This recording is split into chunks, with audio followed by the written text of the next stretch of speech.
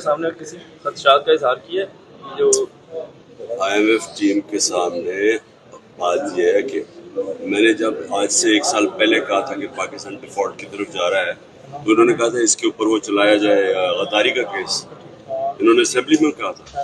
تو آج اگر ہم یہ نہ مدد کرتے ہیں، IMF کو کہتے ہیں کہ ہم حمایت کرتے ہیں، تو ڈیفالٹ کر گیا تھا پاکستان۔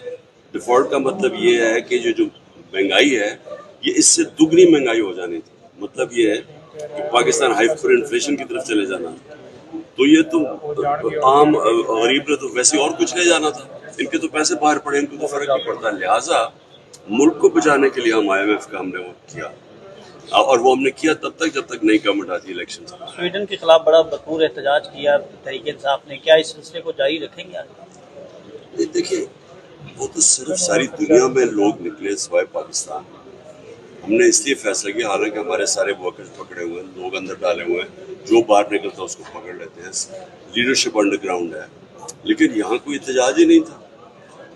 تو اس لیے ہم نے بتانے کے لیے کہ پاکستان ایک اسلام کے نام پر بنا تھا اور پرامن احتجاج سے ایک میسج دیا۔ ہاں صاحب، عثمان بزدار کے لیے آپ نے بڑا پریشر برداشت کیا، بڑی قربانیاں بھی دی، لیکن جب ان کے پریشر برداشت کرنے کا ٹائم آیا وہ تو نکل لیے۔ عثمان بزدار پہ انہوں نے بہت پریشر ڈالا، بہت پریشر ڈالا، وعدہ معاف گواہ بن جائے۔ اعظم خان کے اوپر پریشر ڈال رہے ہیں، وعدہ معاف گواہ بن جائے۔ یہ جو سارے جو لوگ پکڑتے ہیں ان ساروں کو کہتے ہیں کہ جی کہ عمران خان نے کہا تھا کہ جا کے جلا دو، وعدہ کا یہ جو پکڑے ہوئے لوگ، ان کا صرف ایک ہی کام ہے، کیونکہ ان کے پاس نہ کوئی ثبوت ہے نہ کوئی اسٹیٹمنٹ ہے میری، بس یہ وعدہ گواہ بنانے کے لیے۔ صاحب آخری سوال ہے، جتنے لوگ آپ کو چھوڑ کے گئے ہیں، جتنے بھی چھوڑ کے گئے ہیں، کسی ایک نے آپ سے چھوڑنے کے بعد رابطہ کیا ہے؟ آخری سوال کوئی نام بتا دیں کس کس اور کہا گیا ہے؟ اچھا خان صاحب، بنی گالہ ایک رات جاری ہے تو کیسا محسوس کیا؟ جس طرح کا پریشر ڈالا ہے انہوں نے، جس طرح اب یہ سوچے نا، کاف، میں صرف آپ کو مثال دے رہا ہوں، اب جب ساری نون لیگ کاف لیگ میں چلی گئی تھی تو وہ ہمارے سامنے ہوا تھا، ان کے اوپر 1% بھی پریشر نہیں پڑا جو کہ انہوں نے ہمارے لوگوں پر ڈالا، 1%۔ صرف ایک کال گئی تھی ایک میجر کی کسی کی، بلکہ کال سے پہلے سارے چلے گئے تھے۔ مطلب بنی یہاں گالہ تو پکڑ کے بزنسز بند کر دیے ہیں، لوگوں کے گھروں میں توڑے ہیں، لوٹے ہیں لوگوں کے گھر، پھر رشتہ داروں کے گھر پہنچ گئے، پھر بیوی بچوں پر پہنچ گئے۔ اس طرح تو کبھی پاکستان کی تاریخ میں کسی سے نہیں۔ خان صاحب، بنی گالہ آپ رہے ہیں رات، تو کوئی دباؤ محسوس تو نہیں کیا وہاں رہ کے؟ اور دوسرا یہ بھی بتائیے کہ کوئی اور خاص کس چیز سے؟ مطلب سیکیورٹی کے حوالے سے، اور دوسرا یہ بھی بتائیں کہ ملاقات نہیں ایک ہوئی منٹ، ادھر کوئی میں سیکیورٹی کی وجہ سے نہیں کیا تھا، کیونکہ اگلے دن بھی کیس تھا، واپس آنا تھا، اس لیے کیا تھا۔ تو ملاقات نہیں ہوئی کسی خاص شخصیت سے؟ نہیں، کوئی کسی سے نہیں۔ ہاں سر، جن لوگوں نے رابطہ کیا ہے کیا ان کے لیے ابھی کوئی سافٹ کارنر آپ کے دل میں ہے یا ایک ہارڈ لائن ہے کہ اب یہ دوبارہ واپس نہیں آئیں گے آپ کی طرف سے؟ دیکھیے ایک چیز یاد آئے،